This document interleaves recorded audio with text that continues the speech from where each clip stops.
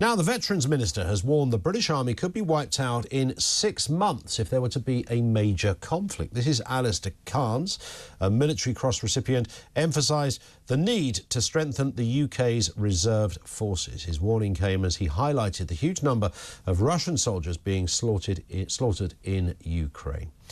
Let's speak with Rear Admiral Chris Parry, former NATO and Royal Navy commander. Chris, always good to gauge your views on these things. Listen, I mean, this is a stark warning, a very serious warning.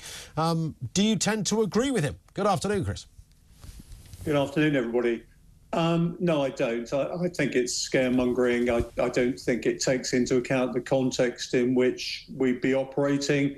And also it presupposes that we're going to put our army on the continent of Europe. I don't think any of those assumptions can actually be held. He's right in as much as we need a greater link to reserves of manpower and indeed resources within our wider national community. In fact, 2 years ago, I asked the head of the army whether we should introduce a better reserve scheme or indeed qualified conscription, because frankly, we don't have enough people to backfill battle casualties if we get involved in even a minor conflict, let alone a major conflict.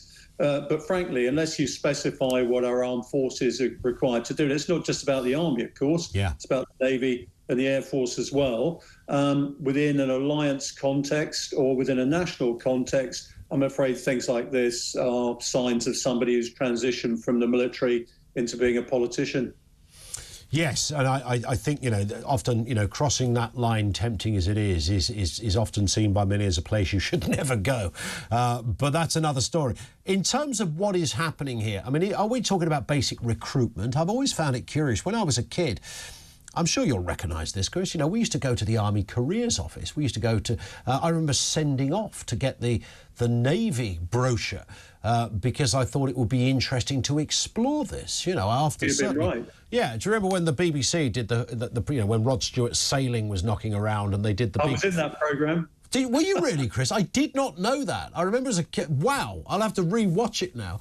As a kid, that was on, and I think it was on a bit too late for us to be allowed to watch it, but I think we saw about 15 minutes. But I know it was a big game changer. I remember thinking, this is an amazing, this is an incredible life. The Army, a friend of mine did join the Air Force. The swine became a Red Arrow pilot as well. So, you know, you can imagine he's got greater stories than I've got. So that's another story. But it always seemed like a very good career option. What has happened to that kind of belief among younger people? It's an excellent career option. There's no question about it. You know, I had 35 years, had a great time, very rich experience. Would I recommend it to my son now? I don't think I would. There are a number of reasons for that. I think we've lost our way in saying how we're going to fight future wars. I think a lot of our armed forces have become bureaucratic rather than fighting services. I think if I'm honest, the diversity push has replaced the desire to be militarily efficient. And finally, I think the campaigns in Afghanistan and Iraq have rather devalued the whole idea of military service. So I'm writing a book at the moment called The Profession of Arms, and it seeks to re-establish what people should take pride in and what people should do to be part of a fighting service. But Ian, the basic issue is if the country doesn't value its fighting men and women as fighting men and women, then people aren't going to join up. They aren't going to do the best for the country, and they're not going to be prepared to risk their lives and their bodies on the line in order to protect the country and promote its interests. And that's really sad, isn't it? Because it can be an incredible career, as you say, 3.5 decades you did, Chris. You don't do that for something you don't enjoy. You get to see the world, you learn skills, and even if you come in at a very basic level into whatever arm of the military it is, the room for expansion and promotion and to move around is absolutely vast. It's a real shame we've sort of devalued it a bit. Do you know what, though, Ian? It's not about the benefit to the individual that counts here. It's the desire to serve your country and the wider community that counts. Those are the people we need our armed forces. Of course. I keep seeing recruitment adverts saying, look, you know, if you join the Army, you can play lots of sport. Well, actually, that's not what the Army's for. It's there. No, to that fight. is true. But I suppose it is often worth putting the caveats in that, you know, in addition to putting your life on the line, you know, there are other things that can be gained from being in. Yeah, but the fact of life is, on day one of the war, you've got to be prepared mentally and physically to fight. Yeah. You know, that's what we need to tell people. It essentially, people used to say to me, you know, you're a warmonger, students especially, and I'd say, no, look, I am a professional who does the country and the king or queen's business, okay, and you want the best people doing that. Now, unless we regard our armed forces personnel as the best people to represent their country, and I used to tell my men and women who work for me, you play at international level for your country, just like footballers and rugby players do, and you've got to be that good. And unless you get the respect associated with being that good, then people aren't going to join, they aren't going to remain, and they're not going to put their lives on the line on behalf of wider society. Yeah, it's a fair point, Chris. Thank you for that. Rear Admiral Chris Parry, former NATO and Royal Navy commander, a hugely impressive career serving his country.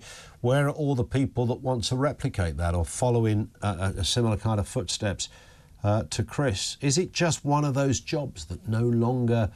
Was my generation the last generation? Possibly not, but the last generation that had... We used to go... I can remember where the Army Career Centre was when I grew up, you know, going in there and, you know, you'd see guys in uniform in there who were sort of working and you'd go to, I don't know, you know, some day out somewhere in the town, they'd have a stall there. You know, the Navy might have one as well. And this all looked incredible. I didn't follow it up. My dad was in the Army, but I could see why it could be a good job. I know what Chris is saying. Ultimately, you've got to be able to fight for your country. And maybe it's that point that is no longer the sort of, I don't know, post-war. I'm tempted to say that's going to be a factor here, isn't it?